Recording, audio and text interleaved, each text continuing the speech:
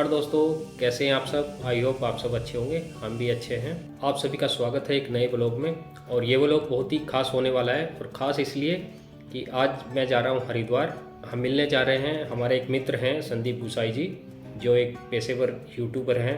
जी news में और Sharda news में, ईटीवी में, कई सारे न्यूज़ में वो रिपोर्टर रह चुके हैं उत्तराखंड से। वो हरिद्वार आए हुए हैं और मैं उनसे मिलने जा रहा हूँ। वो हरिद्वार से अपनी पैदल चारधाम यात्रा शुरू कर रहे हैं। उनको अपनी वीडियो के लिए एक दो इंटरव्यू करने और मंदिर भी घुमाना है उनको। तो अभी मैं जाऊंगा हरिद्वार, उनसे आपकी भी मुलाकात कराऊंगा।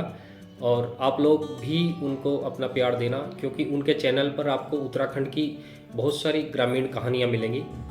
जो ग्रामीण संस्कृति है उत्तराखंड की लोगों की, उत्तराखंड में कितना नेचर है, कितनी सुंदरता है, वो सब उन्होंने अपनी वीडियोस के माध्यम से दिखाया है। तो चलिए फ्रेंड्स, हरिद्वार चलते हैं।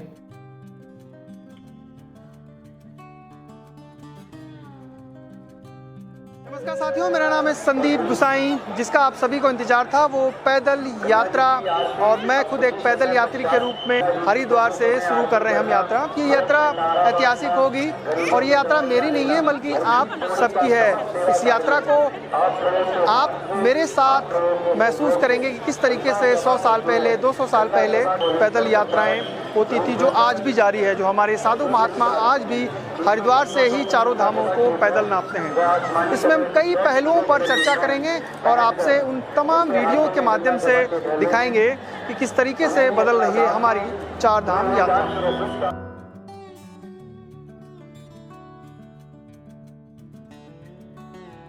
हरिद्वार ही प्रमुख द्वार है। इसको हरि का द्वार भी कहते हैं, इसको हर का द्वार भी कहते हैं। Hari for Vishnu, Har for Shiv. यहाँ से ही बद्रीनाथ और केदारनाथ दो पुरुषलिंग है और दो मातृलिंग है, गंगोत्री और जमुनोत्री। तो माँ गंगा के द्वार से, हरिद्वार से, हरि के द्वार से, हर के द्वार से ही यात्रा, अर्थात भगवान जी के श्री चरण यहाँ माने गए हैं।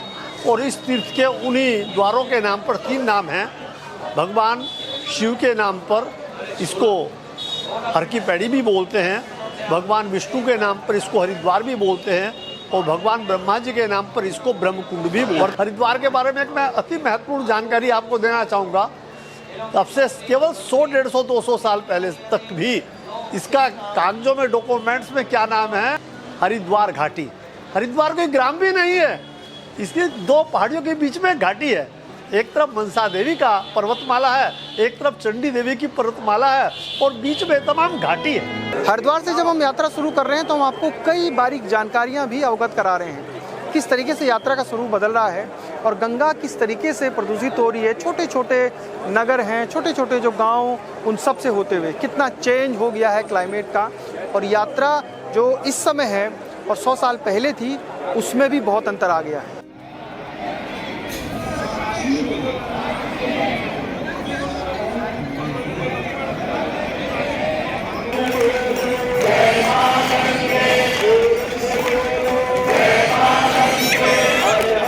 पैदल यात्रा बहुत अच्छी है, भाग्यवान को मिलती है। सबके भाग्य में नहीं होती पैदल यात्रा, कोई नहीं जा पाता। यहाँ से आजकल इतनी है नहीं, शक्ति नहीं जो कोई यहाँ से यहाँ चल पाए, लेकिन बहुत भाग्यवान को मिलती है।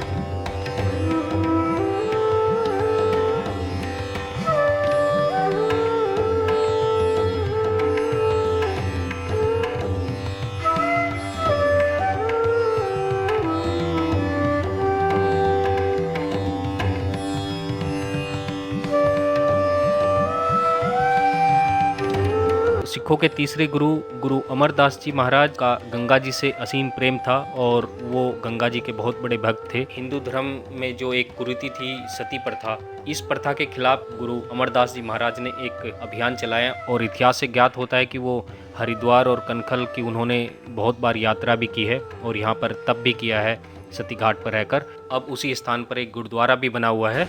ये शाम का दृश्य। और अभी हम लोग हैं गुरु अमरदास जी महाराज के गुरुद्वारे में कनखल।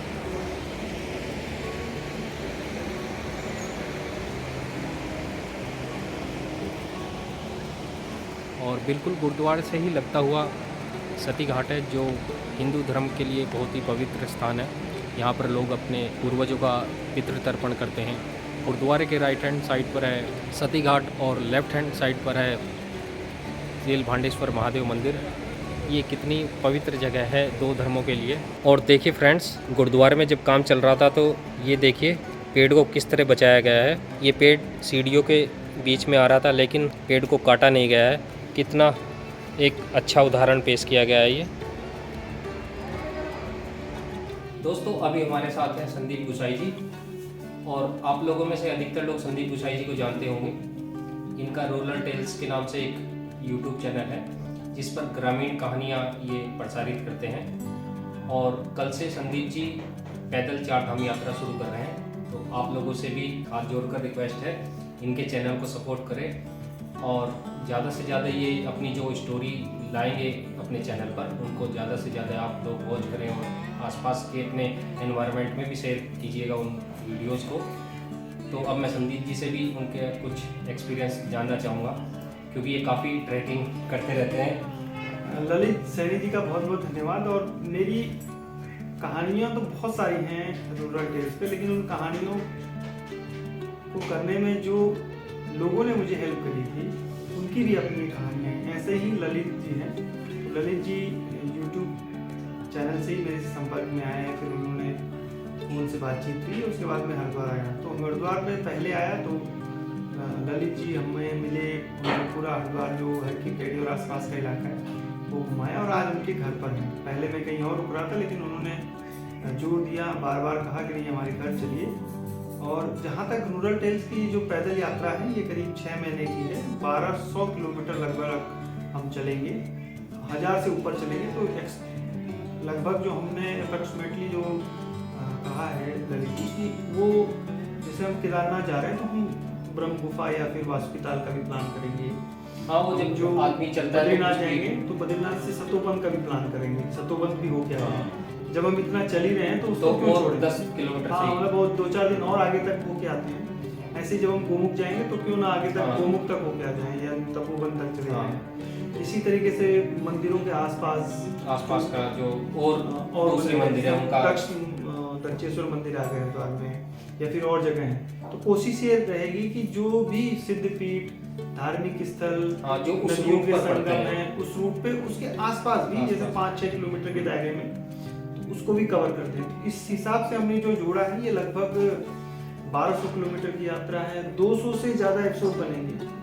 600 गाँवों से होते हुए हम निकलेंगे, जो हमने अनुमान लगाया गाँव में कितने हैं। और लगभग गढ़वाल का हर बड़ा शहर, छोटा कस्बा, उसको हम छूते हुए निकलेंगे। कुछ छूट जाएंगे, लेकिन फिर 4 धाम को हम अगले साल कुछ नए रूट से एक्सप्लोर करेंगे। मैंने सुना है अभी जो ओडी के डीएम है, उन्होंने न्यूज़ में ही मैंने देखा ये खबर, पैदल जो रूट था 4 धाम का, उसको वो रीडेवलप कर रहे हैं। नहीं, सरकार अभी ये रूट ऋषिकेश से सिर्फ देवप्रयाग तक का इस साल खोला जाएगा। उसमें क्या है ना, वो रूट है, बस लोगों को ये बताना है कि भैया आपको कोई दिक्कत नहीं आएगी। आप ऋषिकेश से 6 दिन, 5 दिन, 7 दिन में आप देवप्रयाग तक पहुंच सकते हो। और मैं आपको बताऊं, आने वाले समय में ऋषिकेश से देवप्रयाग तक का ये बहुत बड़ा एक्सपोजर है। ऐसे हजारों लाखों लोग हैं जो 7 दिन निकाल सकते हैं आपके लिए। और माँ गंगा के किनारे आप चल रहे हैं, बीच में फॉरेस्ट है, छोटी गार्ड गदेरे मिल रहे हैं, उसमें कैंप है, राफ्टिंग हो रही है उसमें। तो उसका अनुभव लेते हुए आप देवप्रयाग तक पहुंच रहे हैं। और वो जो 2 घंटे में देवप्रयाग पहुंच रहे हैं ऋषिकेश से, और जो 7 दिन में जा रहे हैं, वो जमीन आसमान का अंतर है। और ऐसे लाखों लोग आएंगे और राउंड द ईयर चल सकते हैं। और जब आप प्रकृति के बीच में चलते हैं, प्रकृति के साथ चलते हैं, तो वो अनुभव मतलब शब्दों में शायद बयान नहीं होता है, वो तो महसूस किया जाता है। थोड़ा सा ध्यान देना है। मुझे लग रहा है कि अगर ट्रैफिक चलना शुरू हो जाएगा तो जहाँ ट्रैफिक चलना शुरू हो जाता है सरकार का फोकस अपने आप शुरू हो जाता है।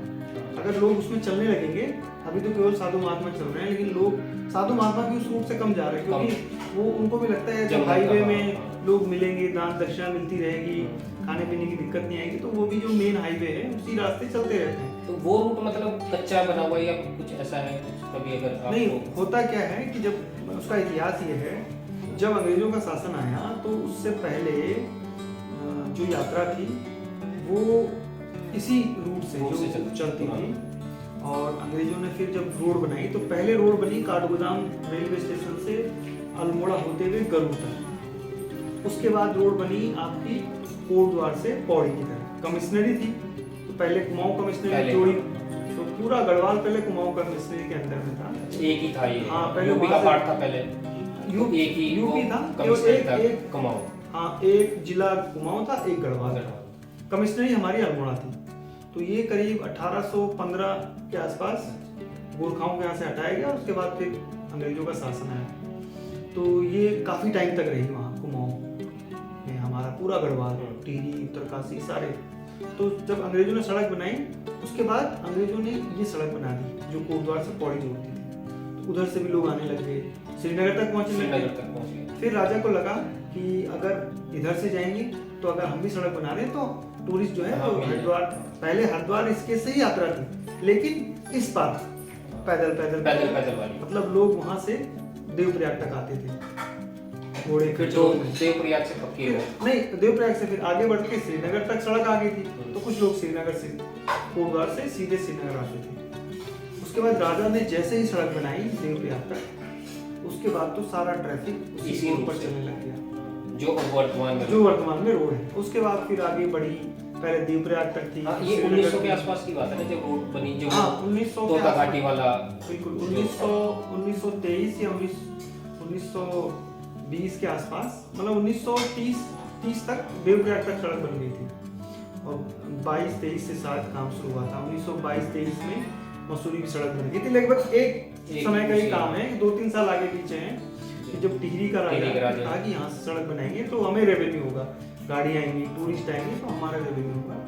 और अगर इस रूट से हम चलते हैं, ये रोड अगर बन भी गई और पैदल भी लोग चलने लग गए सड़क पे, तो बहुत रेवेन्यू होगा। मुझे लग रहा है कि रोड तो ऋषिकेश से श्रीनगर तक या देवप्रयाग तक लगभग 70% रोड बनी हुई है, कुछ जगह पैदल मार्ग है। और अगर उन पैदल मार्ग को छेड़ना नहीं है, क्योंकि वो पैदल मार्ग जैसे चट्टानों को काट कर पैदल रास्ता बनाया गया, जब कुछ पुराना टाइम, जब पुराना टाइम, मतलब बस वही है, उन पे अब झाड़ियाँ भी होंगी, वो साफ सफाई वाला बहुत पुराना रास्ता है, क्योंकि इस तरफ मुश्किल था रास्ता, जंगल था, तो जो पैदल रास्ता भी बनाया गया वो इसी रास्ते बनाया गया। तो अब देखते हैं उस रास्ते में हमें क्या मिलता है, क्योंकि मैं भी पहली बार जा रहा हूँ। अब बद्री तो लोग मिलते हैं उस रास्ते पे? हाँ, उसमें मूवमेंट है, ट्रैफिक सारा उधर ही जा रहा है। जो राफ्टिंग का बीच कैंप का ट्रैफिक है उसी तरफ है, क्योंकि बीच कैंप बंद हो गया है 2013 की आपदा के बाद। एनजीटी के आदेश पर वो बंद हो गया था। अभी कुछ कैंप खुले हैं, पहले गंगा नदी के दोनों तरफ कैंप, मतलब मैक्सिमम कैंप इसी तरफ थे, जो इधर से यात्रा चलती है सब रोड। तो अब देखते हैं आगे क्या क्या मिलता है, वो सब अनुभव करेंगे यात्रा। संदीप जी से काफ़ी नॉलेज ली और भविष्य में भी हम इस तरह की जानकारियाँ लेते रहेंगे। अगली बार आएंगे तो अगली बार हम पहले लेके रख देंगे। बच्चों को बोलिएगा हमारा, ठीक है, वो दे दिए।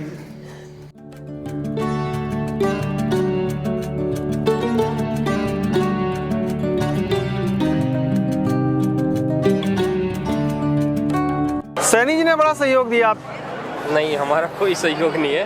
नहीं, वाकई में तो सैनी जी की जो आत्मीयता है वो मुझे हमेशा ताउम्र याद रहेगी। तो सैनी जी आज्ञा दीजिए, कल इन्हीं के यहाँ रुके थे, इनकी धर्मपत्नी और बच्चे सब। ये यात्रा मंगलमय, और आप जिस पर्पस के लिए यात्रा कर रहे हैं वो, और आपका प्लान है कि हम केदारनाथ में मिलते हैं, तो गौरीकुंड या फाटा में आप ज्वाइन करें। महादेव की कृपा रही तो बिल्कुल 100% ही तो है। ऐसे लोग अगर यात्रा में मिलेंगे तो यात्रा हमारी और भी सुखद और आनंदमयी और ताउम्र न भूलने वाली रहेगी। संदीप गुसाई जी को अलविदा कह के अब मैं निकलता हूँ घर के लिए और मैं कामना करता हूँ कि संदीप गुसाई जी की यात्रा सफल हो। संदीप गुसाई जी से मिलकर बहुत अच्छा लगा। हम लोगों ने गंगा स्नान किया और उसके बाद यात्रा उनकी प्रारंभ हुई और वो चले गए अपने गंतव्य को और मैं जा रहा हूँ घर के लिए। महादेव की कृपा रही तो मैं उन्हें जल्दी ही इस यात्रा में फाटा या गौरीकुंड के आसपास ज्वाइन करूंगा और बहुत ही मिलनसार व्यक्ति हैं। काफी अच्छा लगा उनसे मिलके।